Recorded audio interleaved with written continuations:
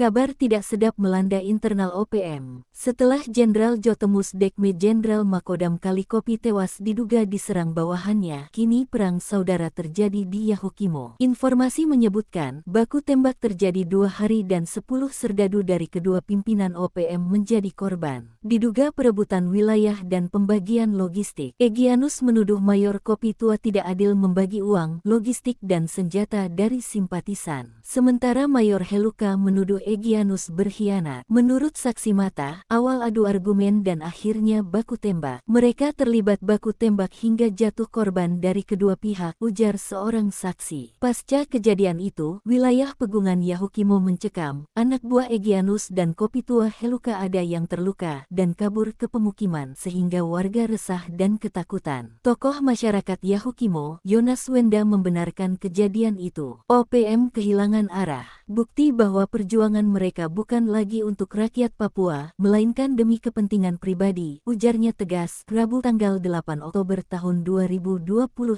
Pendeta Markus Hikoa, tokoh agama Yahukimo mengecam keras, mengaku berjuang untuk kemerdekaan justru menumpahkan darah saudara sendiri. Tuhan tidak akan memberkati perjuangan yang diisi dengan kebencian dan pertikaian. Saatnya masyarakat Papua menjauh dari kelompok seperti ini, katanya. Yonas Wenda menambahkan, perjuangan telah melenceng menjadi ambisi pribadi dan perebutan kekuasaan. Papua tidak butuh perang saudara. Kami butuh kedamaian dan pembangunan, ujarnya. Diketahui, Jubir Sebi Sambom pernah menyatakan soal Egyanus yang kini dinonaktifkan dari TPNP BOPM dan menilai sudah tak lagi murni berjuang untuk Papua.